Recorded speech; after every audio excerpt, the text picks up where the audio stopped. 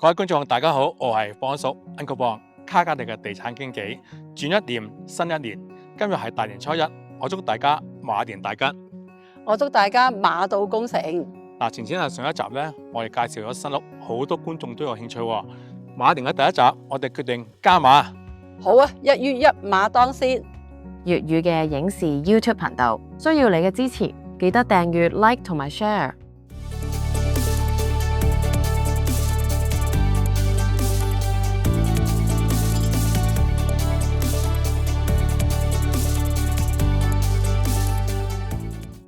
嗱，上一集咧，我哋講過咧，新屋可以係財務上嘅剛需，其實咧，新屋亦都可以係生活上嘅剛需嘅。乜嘢係生活上嘅剛需？簡單嚟講呢，就係度身訂造，追求個人化嘅極致。今日咧，我就會帶大家參觀一間比較少見嘅假4層獨立屋 （Four Level Split）。生活上嘅剛需各有不同，屋企有老人家需要主層有個套房，唔使走上走落。Work from home 嘅想自己有個靚靚嘅工作室，喜歡廚藝嘅想有個 dream kitchen。我見過愛狗人士為咗愛犬散完步可以馬上沖涼，特登喺車房門口加多個狗狗沖涼房，仲安裝埋有個按摩功能嘅花灑頭。總之起新屋你要乜都得，絕對可以個人化。喂，前啊，我哋好多客咧都住緊啲老區嘅舊屋嘅，佢哋都好想換間新屋。係啊，呢一種咧係另一類嘅剛需。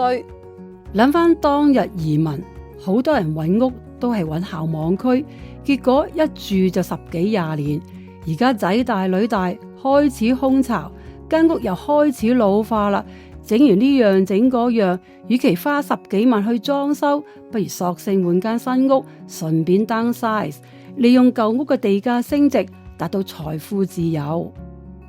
邦叔啊，有觀眾問新嘅 townhouse， 你又點睇啊？嗱，新嘅 townhouse 咧都係一個唔錯嘅選擇嘅，因為佢嘅管理費咧就比較低。不過呢，我嘅 tips 係盡量揾啲3間房嘅，因為3間房嘅升值潛力咧會比2間房嘅高。至於退休或者空巢一族咧，townhouse 樓梯咧可能太高，上落唔方便。不如考慮1層過嘅 villa。